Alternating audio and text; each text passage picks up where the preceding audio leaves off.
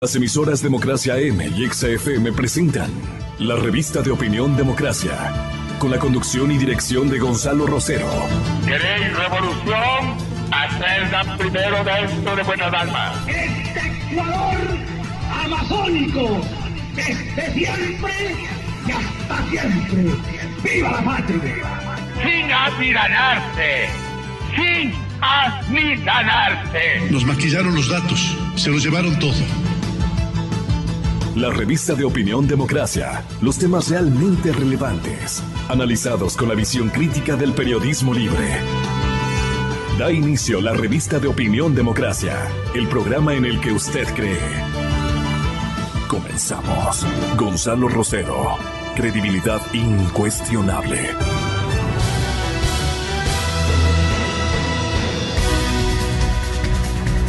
Buenos días, amigos, estamos iniciando ya esta mesa de trabajo. Gonzalo Rosero no nos acompaña en estos días.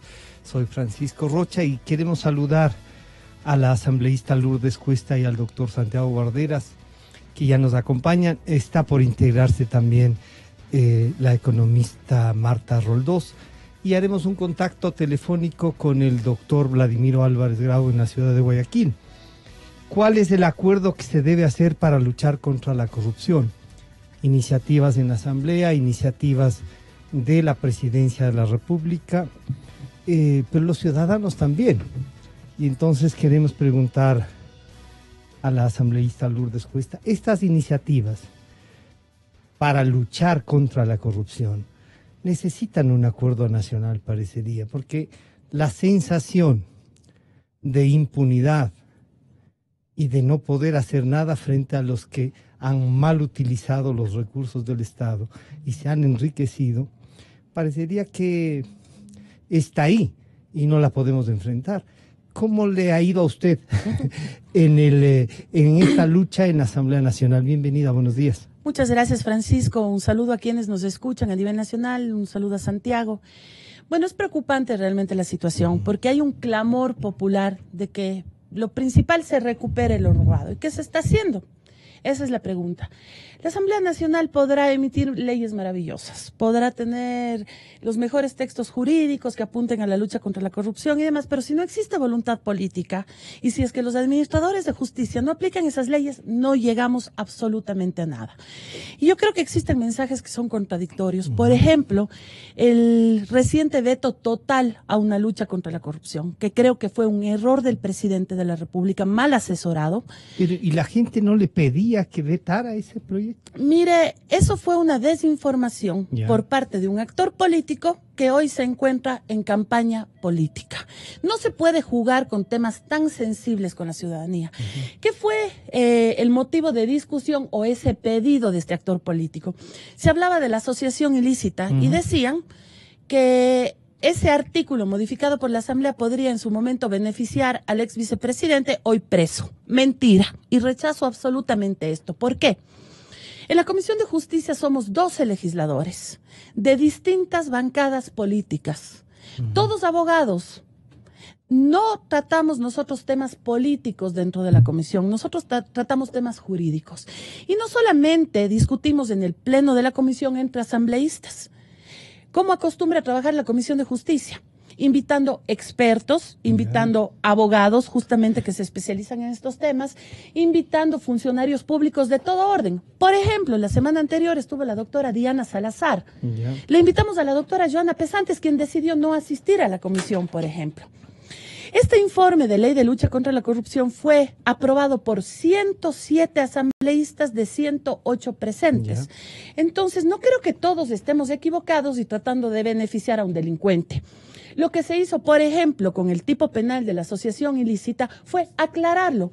En ningún momento se bajó su pena se mantuvo de 3 a 5 años. Lo que hicimos, como digo, fue ampliar. ¿Para qué? Para que esa asociación ilícita sea también para la planificación de delitos, no solamente para el cometimiento, y evitar que, como está hoy el tipo penal, por la simple asociación, alguien pueda ser procesado, y ya lo vivimos en la década pasada, criminalización de la protesta social, por ejemplo, por el solo hecho de asociación. Yo sí rechazo completamente esas declaraciones del actor político. No había ahí ningún espacio para que se pudiese interpretar, y son abogados, no es culpa de ustedes, pero son abogados. Vayan a reclamarme, un día hice una broma así de los economistas y me reclamaron. Pero, Lourdes, pero no hay también ese espacio en donde uno podría interpretarse, y ahora que hay un ataque rumbo a cubrir todo lo que ha pasado, ¿no hay esa posibilidad? De ninguna forma. El ex vicepresidente fue sancionado con el Código Penal anterior, no con el Código Integral Penal. Él tiene una pena de 6 años, bueno, más las que espero se le pongan por los nuevos procesos que se están abriendo, ¿no? El Código Integral Penal hoy establece una pena de 3 a 5 años por asociación ilícita, la misma que se mantuvo en la reforma planteada por la Asamblea. Adicional a eso, Francisco, lo grave es que uno escucha ley de lucha contra la corrupción. Ajá. En realidad, ¿qué era esta reforma? Era un compendio de varias reformas presentadas por distintos asambleístas que reformaban el Código Integral Penal, la ley de Contraloría, la ley de función legislativa, ley de lavado de activos, ley de participación y control social. Pero el presidente de la República basa su veto en un solo artículo. No menciona nada de las otras normas, no menciona nada de las otras leyes, atando de manos a la Asamblea para que durante un año pueda volver a tocar ese tipo de normas. ¿Y el proyecto enviado por él? El proyecto enviado por él. ¿No se puede incluir lo que se puede rescatar o ratificar lo que ya aprobaron? Trabajaremos tratando de rescatar, por supuesto, lo rescatable, pero es tan contradictorio que, por ejemplo, nosotros incluimos la figura del comiso anticipado o comiso sin sentencia. ¿Qué quiere decir esto? Que una persona que está siendo procesada por corrupción y huye del país o no ejerce su legítimo derecho a la defensa, no se presenta a una audiencia, ¿qué es lo que puede hacer el Estado? Comitir esos bienes justamente para precautelar que existan transferencias, ventas y que lo que fue exactamente y lo que fue ilícitamente obtenido pueda volver en determinado momento al erario público. En su veto el presidente, ¿qué dice? Que esto es antiderechos. Sin embargo, él en su nuevo proyecto establece la figura de la incautación anticipada. ¿Pero cómo? Como medida cautelar. Ni siquiera es necesario que me dé un proceso. Entonces, ¿qué sucede el día de mañana? Usted a mí me cae mal, yo digo que sus bienes son ilícitos. El operador de justicia en un periodo de investigación sin que exista un proceso puede incautar sus bienes. Asumamos que incauta su casa. El Estado tendrá que administrar para que no se deteriore, tendrá que cuidarla y demás, y ya hemos visto que el Estado es un muy mal administrador. Resulta que se le complica la administración. Así es. Resulta que se le complica la administración y puede utilizar la figura de venta anticipada. Ojo, sin que exista proceso. El día de mañana, y esto no lo estoy diciendo solamente yo, este fue incluso uno de los ejemplos que puso la doctora Diana Salazar, representante de la UAF la semana pasada. Resulta que viene el proceso y usted es declarado inocente. Todos sus bienes son justificados, todos sus bienes son lícitos y el Estado ecuatoriano debe devolver, por supuesto, los bienes incautados. Pero como ya los vendió, ¿qué le va a decir a usted? Vea, su casa la vendí, costaba $100,000, pero yo gasté $40,000 en administrarla. Tome los 60,000 devuelto y las respectivas disculpas. Eso sí es atentar contra derechos. Eso sí es atentar contra la presunción de inocencia. Entonces, no le digamos a los ecuatorianos que tenemos hoy un proyecto de ley presentado por el Ejecutivo que para mañana, porque ese es el mensaje que se está dando, mañana se aprueba y mañana todos los corruptos presos, mañana todos a luchar contra la corrupción, si es que no existe la voluntad política para hacerlo. Y usted nos recordaba que el actor político es el doctor César Montúfar. Esto fue lo que dijo el doctor Montúfar frente al proyecto. Esta ley contiene, como yo lo reseño, lo detallo y argumento jurídicamente en mi carta, varios elementos, varios aspectos terriblemente graves, terriblemente problemáticos para lo que en este momento es una de las prioridades nacionales, que es desmontar este esquema de delincuencia organizada que se estructuró durante el gobierno del expresidente Correa. Uno en especial, que desde mi perspectiva y en mi posición de acusador particular del ex vicepresidente Glass en el juicio por asociación ilícita, me llama muchísimo la atención porque yo veo aquí claramente una dedicatoria, parte de una estrategia que va hacia su liberación inmediata. Porque si el presidente llegara a no vetar esta ley, esta entraría en vigencia inmediatamente y por lo tanto permitiría que los abogados puedan interponer las acciones legales que voy a explicar. El Código Integral Penal tiene decenas, yo diría más de 100 tipos penales. Y es absolutamente extraño que de entre todos estos tipos penales, en este momento se les ocurre cambiar los elementos objetivos, como denominan los abogados, del tipo penal de asociación ilícita. Recordemos que el ex vicepresidente Glass está en la cárcel sentenciado en primera instancia y segunda instancia por una sentencia por asociación ilícita. Yeah. Es verdad que esta ha sido una propuesta del 2016, pero entonces ¿por qué no se reformó antes? Pero doctor Guarderas, para luego hacer un comentario. Categóricamente miente categóricamente, porque habla de una estrategia que vale la pena repetir lo que él mismo dice. Esa reforma fue planteada por el doctor Ernesto Pazmiño en el año 2016. ¿Por qué se trata ahora? Porque tenemos más de 100 reformas acumuladas al Código Integral Penal. Y cabe también recalcar que tenemos represadas algunas reformas presentadas en el periodo anterior que ya sabemos cómo funcionaba la Asamblea y no los tramitaba. Entonces yo sí quiero decir que no voy a admitir que un actor político que parece que no tiene propuestas para la candidatura a la cual quiere acceder, venga este momento a tratar de manchar el trabajo que se hizo de una forma jurídica, técnica y alejado de lo político. Porque también le voy a recordar que siendo yo miembro de la Comisión de Justicia, fue justamente mi bancada legislativa quien por 2 ocasiones le quiso poner juicio político al ex vicepresidente de la República, y más bien fue el partido del presidente Moreno quien lo impidió. Así que yo rechazo categóricamente ese tipo de declaraciones. Doctor Guarderas, pero no hay esta posibilidad incluso políticamente para, digamos, piensa mal y acertarán, suelen decir, ¿no es cierto?, de que esto se dé. En muchos nos generó la duda después de estas afirmaciones. Bienvenido, buenos días. Gracias, Francisco, un gusto compartir con 2 mujeres inteligentes y respetables como Martita y Lourdes, a quien tengo el mejor de los aprecios, y también a la ciudadanía, la respetable audiencia que usted tiene. Bueno, mire, creo que Lourdes ha explicado ya hasta la saciedad el tema del proyecto, y yo creo que el tema que nos convoca es un tema bastante importante y amplio. Es un tema de responsabilidad de todos. Me parece que hay cierta inclinación a pensar que las leyes van a solucionar el tema de la corrupción. Y ahí yo creo que estamos en un grave error. Son importantes, indudablemente, y todas las leyes son perfectibles. Exactamente, tenemos que mejorar reformas al Código Integral Penal, a la ley de contratación pública, a un conjunto, y el proyecto que está enviado por el presidente.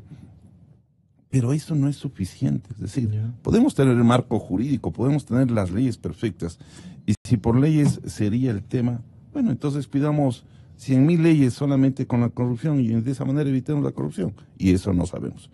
Pero las leyes están ahí, y el siguiente paso es la aplicación de esas normas jurídicas, y ahí tenemos que tener funcionarios con una conducta ética y además que tengan la valentía de aplicar. Necesitamos jueces, entonces. Necesitamos no solamente jueces, fiscales también. Fiscales, empezamos con la misma policía.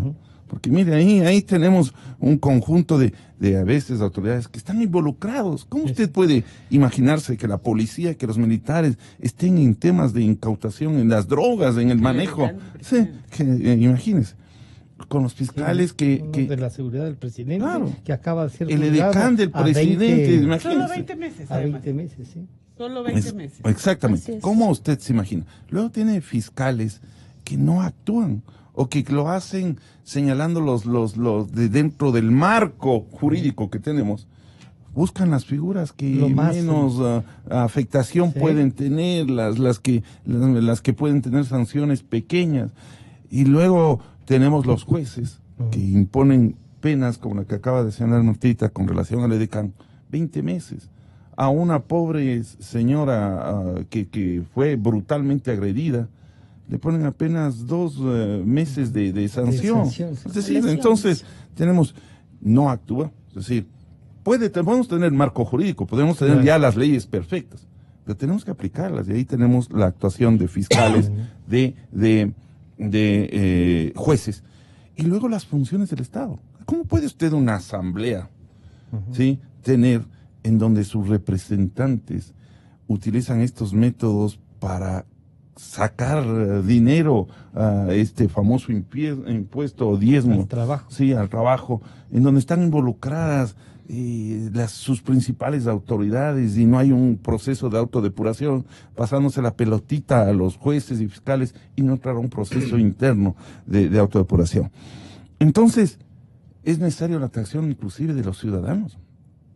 Los ciudadanos deberían denunciar los actos de corrupción. Este es un tema que involucra a todos, pero tener la certeza de que esa declaración, ¿sí?, que vamos a hacer, va a tener eco, porque lo contrario, las denuncias, y en ese veo un aspecto positivo del proyecto enviado por el presidente de esta lucha, se queda a veces, primero los denunciados son los enjuiciados. Recuerde usted que Correa en su momento dijo, claro, los denunciantes, en la cárcel. Exacto, y en la cárcel, que decía, vengan, denuncien, tratados de alta corrupción. Todos los que fueron a denunciar están perseguidos y están con juicios o en la cárcel. Entonces, esta es una situación. Y ahí, por ejemplo, la tarea que viene haciendo la comisión, de donde Martita es una digna representante en el Guayas, creo que es importante lo que vienen a hacer, pero lo hacen de manera voluntaria, cívica, no tienen cívica,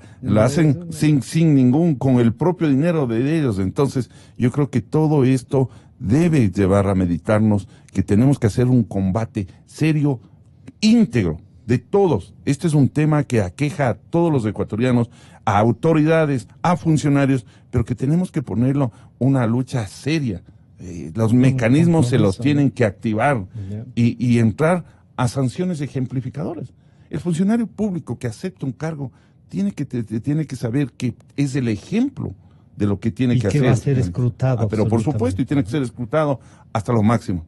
Por eso me parece también interesante esta tarea que viene haciendo la doctora Diana Salazar en el hecho de que se haga una investigación, pero no solamente los asambleístas, deberían ser de todo funcionario público, y de sus familiares, porque yo creo que la corrupción no está solamente en la función legislativa. Al saludar a Marta Roldós, bienvenida Marta. Ayer la mesa, la plataforma de derechos humanos y lucha contra la corrupción dialogó con varios sectores. Ustedes tienen un planteamiento y hay una especie de trabajar un acuerdo nacional para la lucha contra la corrupción. Pero ahí una de las primeras cosas, ¿qué nomás es corrupción? Porque a veces uno dice, la corrupción parece que está en un sitio y no en el conserje que no deja pasar a una parte para ver si es que puede cobrar, o en los problemas que le ponen para un trámite, para, como era que decían ayer, generar dificultades para vender facilidades. Marta, bienvenida. ¿Cómo está este tema? Muchísimas gracias. Mira, ayer justamente realizamos una mesa de concertación sobre Contraloría Social y corrupción en el Ecuador. Hicimos Contraloría Social porque estamos hablando de cuál es el papel, primero, cuál es el papel de las organizaciones, de la sociedad civil, e incluso estábamos con algunas gentes también de la prensa, en este tema de la lucha contra la corrupción.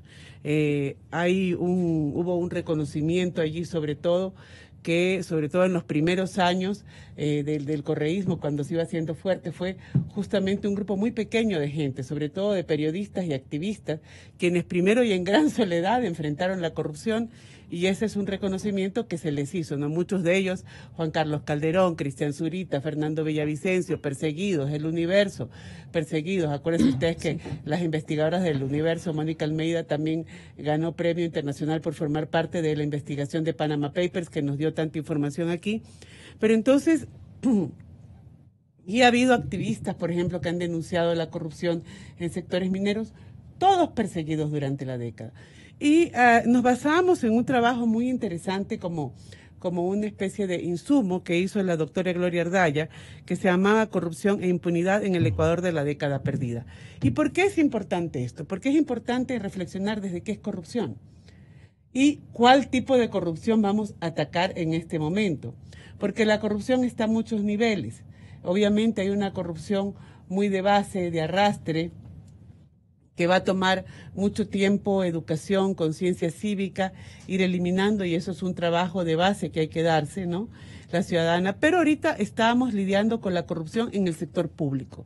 una corrupción en el sector público que nos afecta a todos y que incluso... que grotescamente se ha presentado. Claro, no mira, es que no haya habido a antes, ver, ¿no? teníamos, por lo menos yo siempre recuerdo cuando hablo de estos temas, una frase que a mí me gusta mucho, que la dijo poco antes de morir el político y activista ruso Boris Nemtsov, un activista contra la corrupción, iba a enfrentar a Putin, murió abaleado en las calles de Moscú. Y Boris Nemtsov decía, en la última entrevista que le hicieron para un medio internacional, decía, mire, no nos confundamos, corrupción hay en todas partes. Hay corrupción en Suecia, hay corrupción en Estados Unidos, hay corrupción en Rusia. Dice, la diferencia es los países y los sistemas donde la corrupción es considerada un problema y los países donde la corrupción es el sistema. Si tú no eres parte de la corrupción, tú no eres parte de los círculos íntimos del poder. Todo el sistema se articula para garantizar la impunidad de las prácticas mafiosas que se realizan desde los altos estratos del Estado y permean a toda la institucionalidad, a todas las instituciones públicas. Entonces, ese aporte de Boris Nemtsov nos ayuda para entender cuando dicen, no, pero siempre ha habido corruptos, no. A ver, entendamos bien, y eso es una de las reflexiones de ayer, que con la Revolución Ciudadana la corrupción en el Ecuador cambió cualitativa y cuantitativamente. Cuantitativamente porque nunca se había robado en tan volumen, en tantas esferas, en todo al mismo tiempo. La gente que hemos hecho investigación de la corrupción no nos abastecemos del nivel y la cantidad y el diferente nivel de las denuncias. Y por otro lado, cualitativamente, porque realmente no es que tenemos leyes buenas, realmente ahorita tenemos leyes muy malas. Tenemos desde una constitución que garantiza un hiperpresidencialismo, que esa concentración del poder facilita y permite la corrupción. Desde toda una institucionalidad que creó un Consejo de Participación Ciudadana. Por eso la única manera de deshacer lo que hizo el correísmo era con un Consejo de Participación transitorio, porque solamente se puede deshacer las cosas como las hiciste. Y entonces ese Consejo de Participación Ciudadana sirvió para la concentración todavía mayor de los poderes. Entonces, con todos estos elementos, la pregunta es, bueno, íbamos haciendo un diagnóstico, pero después del diagnóstico, que es importante llegar a conclusiones comunes para dónde ir. Y una parte importante del diagnóstico que está en el propio documento de Gloria Ardaya es que a la corrupción en el Ecuador ha sido una especie de ménage à trois, lo llama ella, una relación de a tres. 2 activos y 1 pasivo. 2 activos y luego en diferentes niveles se ven los activos. Puede ser Estado-Estado, como la relación de Ecuador con China. Puede ser en los gobiernos desconcentrados, donde uno ve que las subsecretarías o las diferentes dependencias del gobierno central en las localidades es la responsable de la corrupción, o donde es el Estado central. Puede ser el Estado influyendo en gobiernos locales para, digamos, extorsionarlos y llevarlos a prácticas corruptas o incluso cambiar su proyecto, como fue en el caso de Cuenca, que los cuencanos no querían tranvía y tengan tranvía. ¿Quieres sopa? No quiero sopa, toma sopa. Y entonces a cambio de eso fue el proyecto de la minería también, como un toma y daca a la SUAY. Y luego la corrupción de arrastre de lo local, una corrupción más típica, más usual que siempre ha habido en el país. Entonces, esto es muy importante porque en ese ménage à trois hay un tercero. Y el tercero fue la ciudadanía. Y fue una ciudadanía que pasivamente aceptó que se fuera dando la corrupción. Toleró este chantaje porque social, una ciudadanía que al principio pasó de las manos limpias al pero tenemos carreteras. Y luego resultó que las carreteras no las teníamos, nunca se hizo la que se demandaba la autopista Guayaquil-Quito, y las que se hicieron con un sobreprecio, a veces hasta de 100 veces por kilómetro cuadrado. Entonces, yo creo que allí, justo probablemente nuestra salida, por lo menos de Rafael Correa y de los correístas duros, se dio porque esa misma población se cansó y empezó a ya ver la corrupción. Por eso está ahora entre los 5 temas que le preocupan a los ecuatorianos, la corrupción como algo que había que enfrentar. Pero todavía queda mucho que deshacer, perdónenme. Nosotros como ciudadanía tenemos que trabajar, y nos parece que proyectos como el presidente no es para que se aprueben mañana. Debe haber un debate social, tanto sobre su proyecto como sobre el presidente. Tiene que haber un debate social sobre todas las normas. Ayer nos decía alguien, me parece que el doctor de la Vega, que durante el correato ha habido 60.000 actos normativos por parte del gobierno de Correa, mientras que en toda la República, desde la República, 240.000 me parece, incluido, o sea, en todos los años de la República, o sea, en 10 años, hubo la cuarta parte de lo que se hizo en actos normativos en toda nuestra historia republicana. Lamentablemente, muchos de esos actos normativos no tenían como objeto luchar contra la corrupción, sino más bien facilitarla y permitir la impunidad. Detectar todo eso es una tarea ardua en que tenemos que emplearnos todos. Está en línea telefónica el doctor Vladimiro Álvarez, a quien saludamos. Doctor Álvarez, está con nosotros Marta Roldós, Lourdes Cuesta y Santiago Guarderas. ¿Cómo combatir la corrupción? ¿Cómo plantearla desde el punto de vista no solo legal, sino como una estrategia y como un objetivo nacional? Bienvenido, buenos días, doctor Álvarez. Buenos días, un saludo a todos. Efectivamente, respondiendo hace un momento, este es un trabajo no solamente de determinadas autoridades de control, de determinados organismos del Estado. Esta es una tarea que nos compete a todos, empezando porque no solamente, y en esto yo quiero ser muy insistente y obsesivo si se quiere, no solamente se trata de reprimir los actos de corrupción, fundamentalmente hay que prevenir los actos de corrupción para que no se cometan. Obviamente, una vez que se hayan cometido, hay que reprimirlos, hay que encontrar cuáles son los hechos, quiénes son los responsables directos e indirectos, o como dicen muchos, mediatos e inmediatos, y cuáles son las sanciones aplicables y cómo recuperar el dinero mal habido. Pero es fundamental, mis queridos amigos, insistir en la necesidad de normas y actos y formación preventiva para evitar que se cometa la corrupción. Igual que cuando se trata de otro tipo de delitos que se refieren a la inseguridad. No es suficiente con capturar a quienes hayan cometido un delito y luego juzgarlos y luego sancionarlos.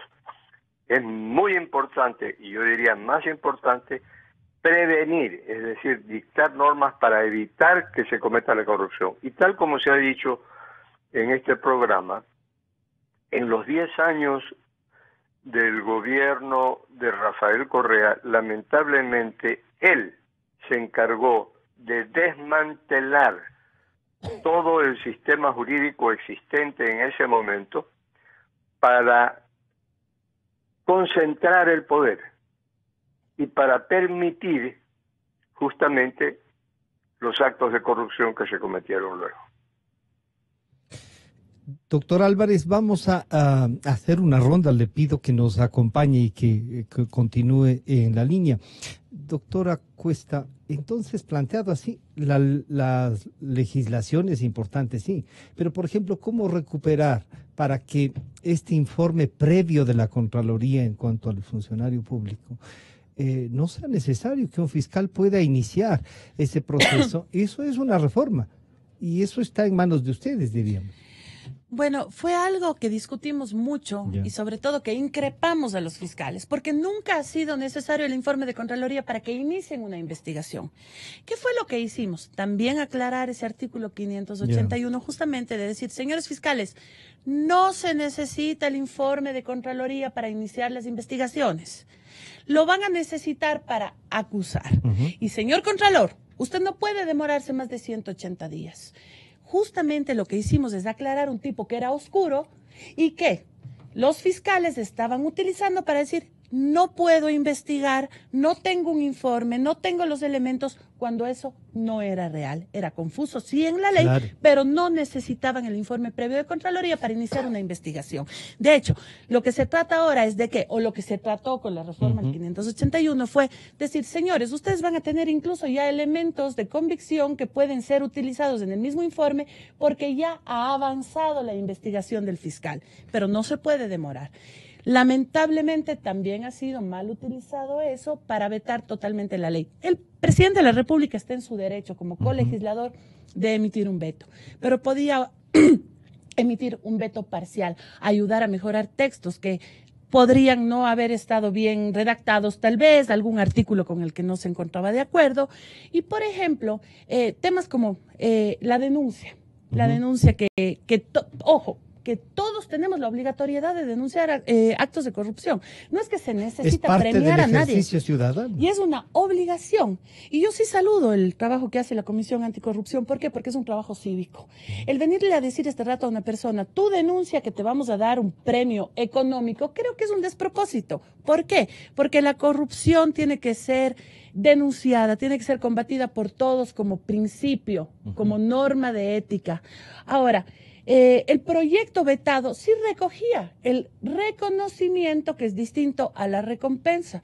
Ese reconocimiento al funcionario que denunciaba actos de corrupción en su propia institución, por ejemplo. Una placa, un homenaje, que yo le voy a poner, Francisco, si me permite un ejemplo. Yo fui funcionaria del Servicio de Rentas Internas y voy a aclarar, como aclaro siempre, en la época del economista Elsa de Mena. Eso siempre aclaro.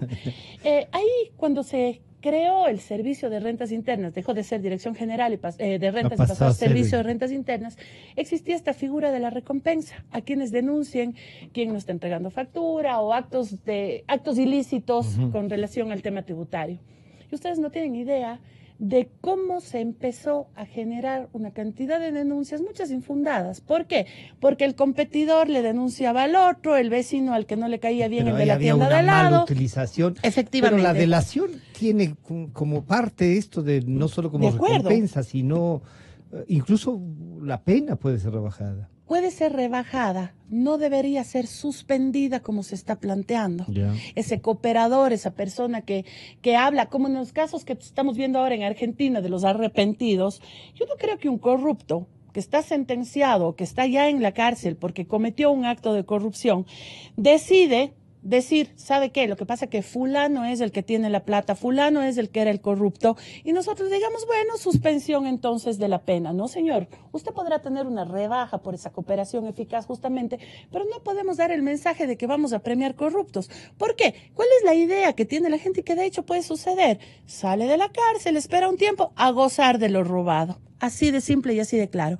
¿Por qué? Porque no están aplicándose, y coincido con Marta, no son las mejores leyes las que tenemos, y peor aún, ni siquiera esas se están aplicando. Entonces no es la producción legislativa, no es tener las mejores leyes del mundo, es aplicarlas en su momento. El mismo presidente de la República en su cadena nacional informaba, el día que hablaba de la presentación del proyecto, que existen 4 personas sentenciadas por enriquecimiento privado injustificado y una por enriquecimiento ilícito. Es decir, que tenemos una figura jurídica para precisamente sancionar a quienes no pueden justificar esos dineros mal habidos, pero no se está aplicando. Dentro de la Comisión de Justicia incluso trabajamos con números y cifras. Pedimos al Consejo de la Judicatura que nos ayudara con el número de sentencias que existen, por ejemplo, por el delito de pánico financiero. No recuerdo en cuáles de los debates surgió este tema. ¿Saben cuántos sentenciados hay por pánico financiero? 0. Entonces, ¿qué pasa? En el Código Integral Penal ya existe la figura del comiso en el artículo 69. Nadie ha generado un pánico financiero. No creo yo que eso haya sucedido. No creo yo que eso haya sucedido. ¿No? Incluso hasta en campaña electoral, recuerden que hubo ciertos temas que se dieron. Pero solo era para ponerles un ejemplo de tipos penales que ni siquiera se aplican. El delito el artículo 69 que ya habla del comiso en el Código Integral Penal. Preguntemos a los fiscales cuántos han utilizado la figura del comiso. Yo les aseguro que nos dirá 1 o 2. Doctor Guarderas, planteado así, entonces hay unas leyes que no se aplican. Y yo diría ahí, pensando, a lo mejor sí, había gente que quería juzgar políticamente por dar a conocer determinados manejos económicos, decían, están generando un pánico financiero. Y creo yo que eso era una norma para chantajear de alguna manera. ¿Cómo planteamos el trabajo que la doctora Cuesta están haciendo en la comisión? Claro, dice la presidenta de la comisión, no nos genera pues la confianza que genera Lourdes, ¿no es cierto? Pero, ¿cómo hacer entonces? ¿Cómo dictan clases ustedes en la universidad sobre este tema? Yo creo que Marta dio unas pautas. Yo creo que deberíamos trabajar porque el doctor Vladimiro Álvarez acaba de coincidir en lo que yo he señalado. Este es un problema de todos y por lo tanto lo que tenemos que hacer es tomar políticas de Estado. No es de gobierno, La lucha contra la corrupción no es solamente de un gobierno, es de todos y por lo tanto el Estado tiene que tomar políticas. Y Marta decía unas cosas que también yo la comparto. La corrupción tiene muchas formas, no necesariamente aquellas que están tipificadas. ¿Cómo usted entiende que haya una legisladora distinguida, famosa Aipame, que haya hecho firmar a uno de sus dependientes una cláusula para que haya confidencialidad en las tareas que son de orden público? Y ahí tenemos una, por ejemplo, que no hemos mencionado. ¿Por qué no se ha trabajado en la ley de acceso a la información pública? Todos los actos de los funcionarios públicos, todas las tareas deben ser transparentes, tienen que ser publicitarias, pero no se aplica. No se aplica. Miren, los periodistas se ven impedidos en cumplir con su tarea porque los funcionarios públicos tratan por todos los medios de evitar, de no entregar información. A los legisladores. En teoría, recuerden ustedes que todo, presupuestos, acciones, documentos, deberían estar a la luz, poder presentarse a través de los medios. Ahora tenemos los medios tecnológicos, de todo cuanto se desarrolla en una dependencia dice que deben pública. Estar ahí. Mira, ayer el doctor Juan Pablo Albán denunciaba algo que debe ser escandaloso, que en el Consejo de la Judicatura, en las dependencias, había micrófonos y cámaras. Pero si eso ya es el colmo, ya, ¿dónde se ha metido la mano? Eso es lo que no sabe, pues. parece que es una pequeña cenaín ahí dentro. Claro. Imagínense. Ahí les dejaron bien decorado antes de que entren. Todo esto es una barbaridad. Entonces, no trabajamos en esos ámbitos cuando todo lo público debe ser de acceso a todos los ecuatorianos. ¿Cómo podemos anunciar? ¿Cuál ha sido la tarea que ha tenido incluso la propia Fiscalía? La Comisión Anticorrupción no logra conseguir, sino vienen estos temas que se dan, ya venimos, claro. También podemos entrar a otro tema de corrupción, los compadrazgos, a ver, tratando de conseguir, porque no se lo puede conseguir. Y entonces es difícil llegar a establecer comprobar estos actos de corrupción. Todo esto es una política. Y la corrupción no solamente está en el sector público, está en el sector privado. Claro. Usted preguntaba, con los estudiantes, los valores. Supuestamente prestan un juramento en que van a defender principios y valores adquiridos en la universidad, y lo que van es a prestar servicios y a hacer las tareas que sus dictadores lo cumplen. Ahí tenemos un acto de corrupción. ¿Por qué? Mire, escuchábamos que no ha firmado la ministra Espinosa los documentos, sino el subsecretario. Oiga, discúlpeme, ese es un pobre personaje, porque si a mí me quieren obligar a firmar documentos, les digo, señor, muchas gracias, aquí queda, y denuncio. Del caso que se denominaba valija diplomática. Exacto, ¿no? Llegó a ser el tercer subsecretario el que estaba para firmar el cambio del reglamento. Y Lourdes señala, por ejemplo, ciertos tipos penales. Sí. Pero los otros tipos penales, los funcionarios salen libres. ¿Cuándo hay un funcionario por concusión, por peculado, por todas las figuras, funcionarios? Los que están en las cárceles son los pobres. Y realmente. Santiago, solo una aclaración, si me permiten, ese tema, que yo estoy diciendo, oigo hablar del impuesto al trabajo y oigo hablar del diezmo. Ni impuesto al trabajo ni diezmo, delito de concusión, y así debe ser tratado, ahora que lo menciona.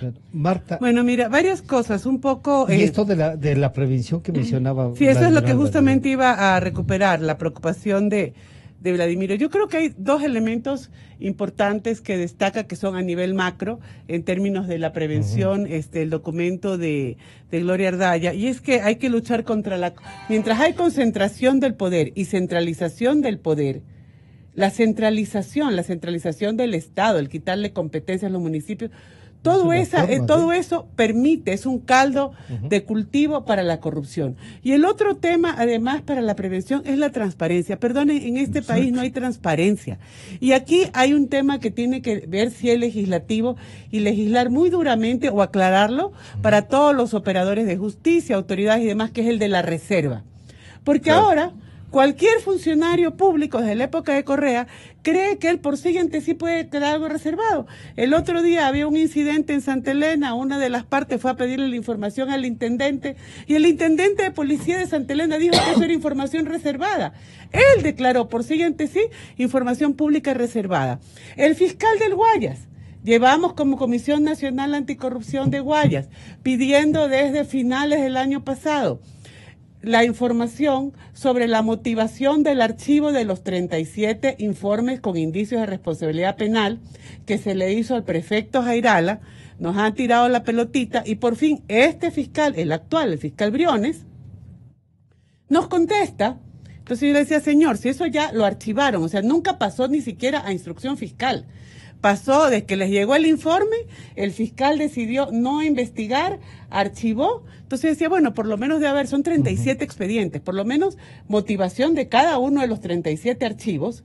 Y esto pasó en época del fiscal Paul Pérez, en Guayas, y tiene que entregarnos esos informes porque si ya es archivo, ya es público. Y entonces el señor me manda una carta donde me dice que me da la cita a los artículos que mismo le había citado y envía una sentencia de 2007-2008, donde en una sentencia única, un caso particular, declaran que lo archivado está amparado por la misma reserva que el COIP establece para la instrucción previa o la indagación previa en ese momento. Incluso si esa sentencia es poco feliz, no genera precedente. Porque para que una sentencia, y ustedes son abogados, yo no, pero me he informado, para que una sentencia pueda considerarse precedente, que genera jurisprudencia, y por lo tanto que él la pueda utilizar como motivación para negarme la documentación, la sentencia deberían ser 3 sentencias al hilo y debería ser declarado esto por la Corte Nacional. Nada de lo cual ocurrió y el señor declara que la información, un fiscal local declara que la información es reservada. Ahora que tú hablabas que puede pasar cualquier cosa, perdóname, Guayas es mi provincia, como he estado enferma y en recuperación, he pasado encerrada en la provincia enterándome de todo lo que pasaba, pero estaba allá. Jueces y fiscales que fallan como les da la gana. O sea, hay un señor al que lo declaran, al que le lanzan una medida cautelar sin que lo hayan, de un proceso en el que no lo mencionan, le incautan todas sus tierras, incautan las tierras de una comuna, pero todavía no hay la sentencia de que ellos son invasores y traficantes de tierra. De hecho, tienen 40 años de historia de dominio comprobable, incluso el uno de los títulos de propiedad. Y sin embargo, ya la persona a la que le entregaron las tierras, porque se las entregaron, incluso las que eran del Estado y que el otro las tenía en concesión de acuacultura, las está vendiendo. Y el juicio del otro señor recién va a empezar. Configura lo que entonces, así, perdónenme, o sea, no es solamente las leyes, es como operan, o sea, estamos en un estado absoluto de descomposición y entonces lo que tenemos es estar fijándonos en todos lados. Pero este tema de la reserva y transparencia de la información, o sea, señores, ¿qué es lo reservado? Y ahí también hay un problema con el COIP, porque en el COIP también, y yo te digo, nosotros hemos trabajado enfrentando los temas de la corrupción hace muchos años, yo trabajo unos temas con Fernando Villavicencio, otros con otros. Nuestros grandes informantes son funcionarios públicos honestos, que este país sí los tiene y gracias a Dios son la mayoría. Pero hay funcionarios públicos sin miedo y ellos, a su vez, los persiguen en el COIP. Así es. Doctor Álvarez, planteado así, usted que ha sido rector de la universidad, profesor y abogado en ejercicio, es además mediador internacional, ¿cómo plantear? Usted nos diría, a ver, vamos a hacer que un gran proyecto conjunto, recuperar, y aquí tenemos a la legisladora Cuesta que podría, en virtud del mismo proyecto del presidente de la República, irlo enriqueciendo y buscar aristas. ¿Qué nomás nos recomienda hacer? Tal como se ha mencionado por parte de Marta, por parte de Lourdes, por parte del doctor Guarderas, en realidad hay múltiples casos específicos, individuales, en la función judicial y en otros organismos del Estado, que demuestran la situación de corrupción que existe en el país en general. Y podría citarse muchos más. Yo me permito comentar una pequeña anécdota. Uno de los tantos chats que todos tenemos en WhatsApp y en otras redes sociales, uno en el que me incluyeron a mí y yo participo, hay como 87 abogados allí, y todos permanentemente pasan mensajes haciendo conocer los casos específicos en que los jueces dictaminan de acuerdo con sus propios criterios, violando la ley, que están sometidos a presiones políticas, sociales, económicas o tentaciones de diversa naturaleza. Pero más allá de los casos específicos que se puedan citar, yo creo que es muy importante el establecimiento de normas, como mencionaba yo, de prevención, de disuasión y finalmente de investigación, transparencia y represión. Para la prevención hay que formar adecuadamente, y eso no depende de las leyes, eso depende de la estructura general de la sociedad y del Estado. ¿Quiénes son los principales responsables? Y yo en esto insisto obsesivamente, ¿quiénes son los principales responsables de la educación y formación de un niño, de un joven, de un adolescente, mujer? Sus padres. Los principales responsables no son ni los ministros de educación, ni los directores de escuela, ni el presidente de la República, ni el Estado, son los padres. Pero también los líderes dan ejemplos. Y luego, obviamente, más allá de la formación integral de valores que les den los padres, son los miembros de toda la estructura educativa del país. Y por supuesto, el ejemplo que den quienes participan públicamente en la vida del país. Si los jóvenes ven que los funcionarios públicos hacen lo que quieran, que son corruptos, que se enriquecen ilícitamente, allí hay dos perspectivas posibles para esos jóvenes en el futuro, dos decisiones. O siguen ese mal ejemplo y aspiran algún día a llegar a esos cargos para también enriquecerse, o por su parte resuelven rechazar la participación en la vida activa y política del país, que es lo que está ocurriendo en muchas ocasiones. Les puedo dar yo cantidad de ejemplos también particulares de jóvenes a quienes se ha querido formar políticamente, que conozcan lo que es la estructura del Estado, que conozcan lo que es la responsabilidad de cada funcionario u organismo público, que conozcan la responsabilidad y la misión que deben cumplir para lograr la sociedad que tenemos.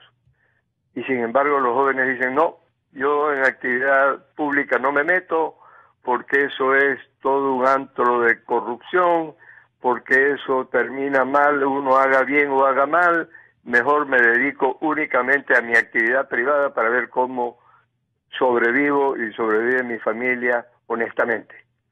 Y rechazan la actividad política y entonces dejan la actividad pública para los que quieren enriquecerse políticamente, no ilícitamente. Obviamente no son todos, pero lamentablemente eso es una de las consecuencias sociales de la corrupción, y eso hay que prevenir, prevenir haciendo saber lo que es bueno y lo que es malo, y públicamente la sociedad tiene esa responsabilidad, conjuntamente, obviamente, con los organismos del Estado y con los organismos y organizaciones sociales dedicadas a esa causa común. Vladimiro, muchísimas gracias por acompañarnos, estaremos ya en contacto nuevamente, muchas gracias por este diálogo. Lourdes, entonces aquí hay un planteamiento, ¿cómo poder mejorar? Ya está vetado el otro, pero hay que aclarar entonces, no hay que dejar la duda, se ve que es necesario. No hace falta el informe previo de la Contraloría, pongámoslo así, No necesitan los fiscales de esto. Hay que ponerlos para que no tengan duda. Y estaba puesto, Francisco, que es lo grave, sino que no se analizó completamente la ley. Y bueno, por supuesto que está el proyecto del presidente, que entiendo se va a enviar también a la Comisión de Justicia, que es lo lógico, porque ahí se están tratando estos proyectos. Y vamos, por supuesto, a rescatar todo lo rescatable que ayude a la lucha contra la corrupción.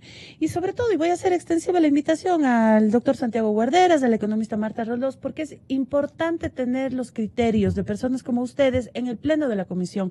Y estamos acostumbrados a trabajar así, con comisiones generales, recogiendo los criterios que enriquecen el criterio que puede dar cualquiera de los 12 legisladores. Aparte que medios de comunicación, por supuesto, están invitados. Todos los debates de la comisión son públicos y, de hecho, es una de las pocas comisiones de la Asamblea Nacional que transmite en vivo cada una de sus sesiones. Es absolutamente abierto el tema, así que por favor yo les invito a participar, a aportar con sus ideas, a aportar con sus criterios que normalmente se recogen en las observaciones de los expertos en este tipo de temas. Es necesario luchar contra la corrupción, pero es necesario luchar desde todos los espacios. Siempre dicen, claro, es que no caen los peces gordos. Yo creo que también deben caer los mandos medios, y le digo por qué. ¿Qué es lo que sucede con ese funcionario de mando medio, que es el que cobra para que los documentos estén en la parte de arriba del escritorio del jefe, o el que cobra para pasar la llamada? Empieza a tener una cantidad de dinero que el de lado dice, bueno, y yo aquí ganando menos que él y hago el mismo trabajo. Entonces, demos el ejemplo. También esos mandos medios tienen que caer para poner ejemplo. Yo creo que la corrupción no puede ser admitida en ninguna esfera, en ningún espacio. Desde el niño que empieza a copiar en el colegio, desde ese momento tenemos que empezar a corregir.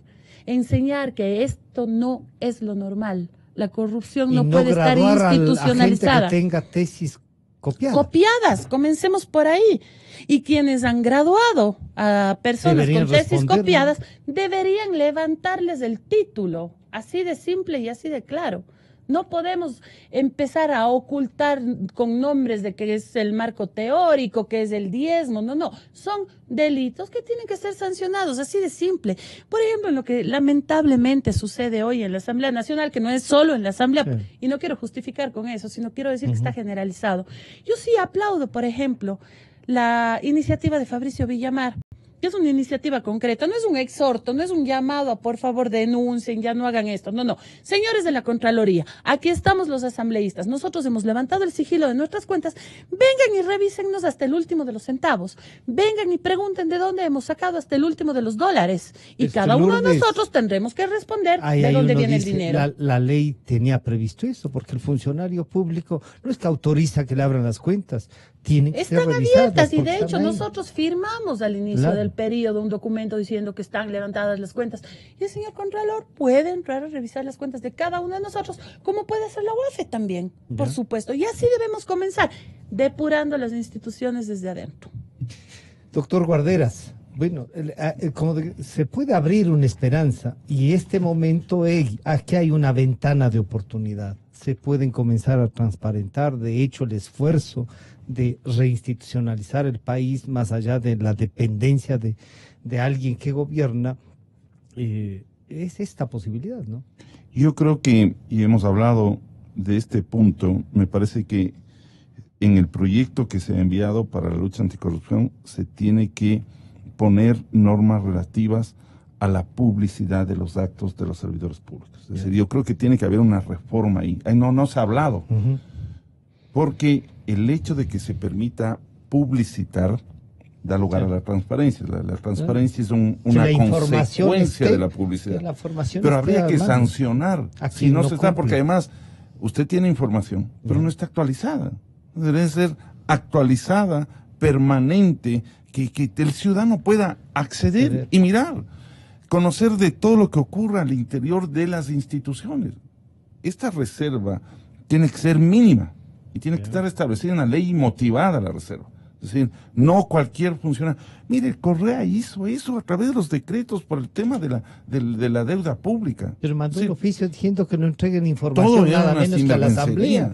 Y solo por medio de petición de presidencia, porque ya no podíamos los legisladores pedir forma directa. También, entonces, todo esto hay cosas así, ya la cambiaron. Creo que ese es un punto importante en el cual se tiene que mejorar este proyecto en este tema. Enviado por el presidente, ¿no? Sí, enviado por el presidente. Y luego yo creo que hay que hacer una lucha contra los funcionarios públicos porque el tema, vuelvo a insistir, no queda en las leyes. Podemos tener esta ley, pero los funcionarios hay que aplicar sanciones frente a la no actuación de ellos. Pero usted nos mencionaba lo de los jueces. ¿Cómo hacer, por ejemplo, un seguimiento a la actuación de ellos? Ahí tenemos que tener jueces probos, una buena selección. Ese es el tema, porque no podemos decir que el Consejo de la Judicatura, porque el Consejo sería interferir en la independencia, ¿no es cierto? Tenemos que hacer una selección de jueces probos valientes, capacitados.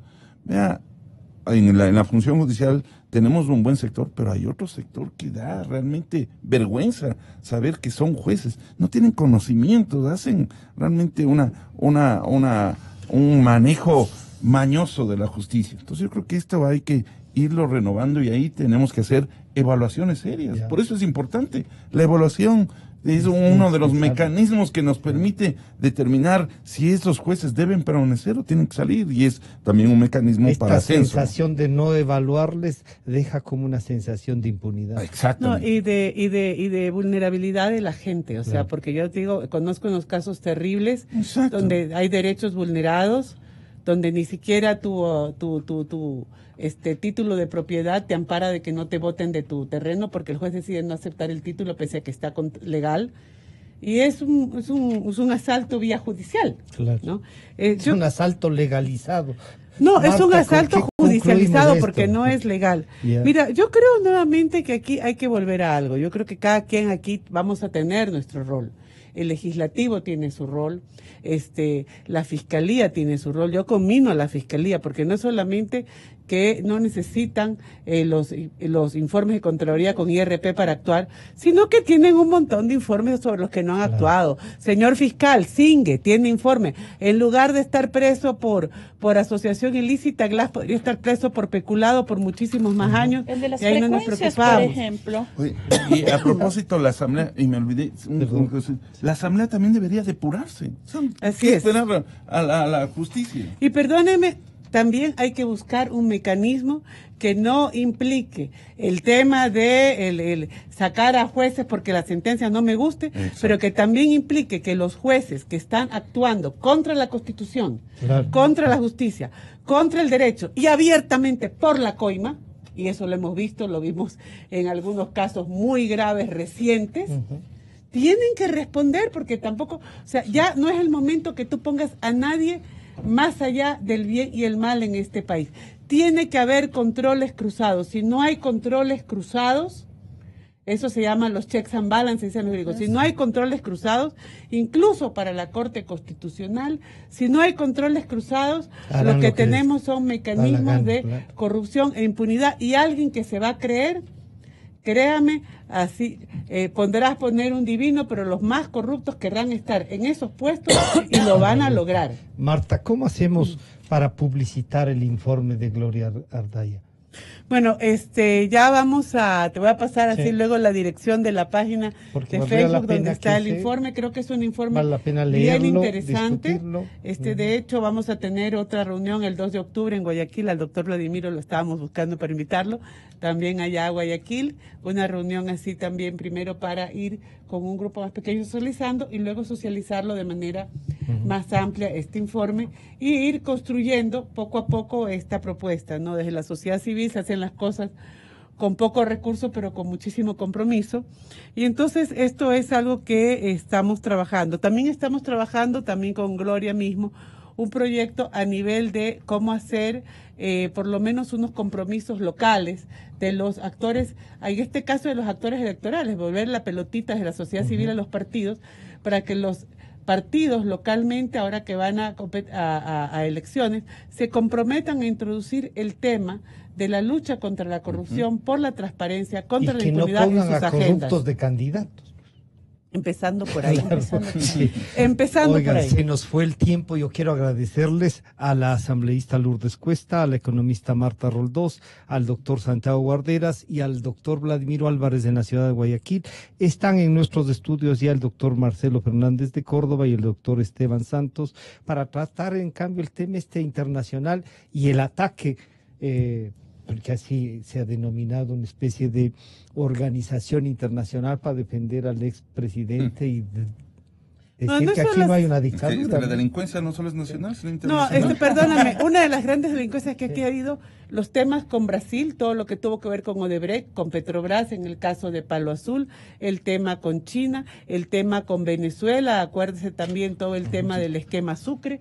Aquí ha habido una regionalización, y yo le daría... Nos decían que nos íbamos a insertar de otra forma en la globalización. Eso nos dijo Correa. Ya vimos cómo nos insertamos. Nos insertamos por el camino de la corrupción y el narcotráfico. Así nos reinsertaron de otra manera en la globalización. Muchas gracias, Lourdes, Santiago y Marta. Enseguida volvemos. Este programa se transmite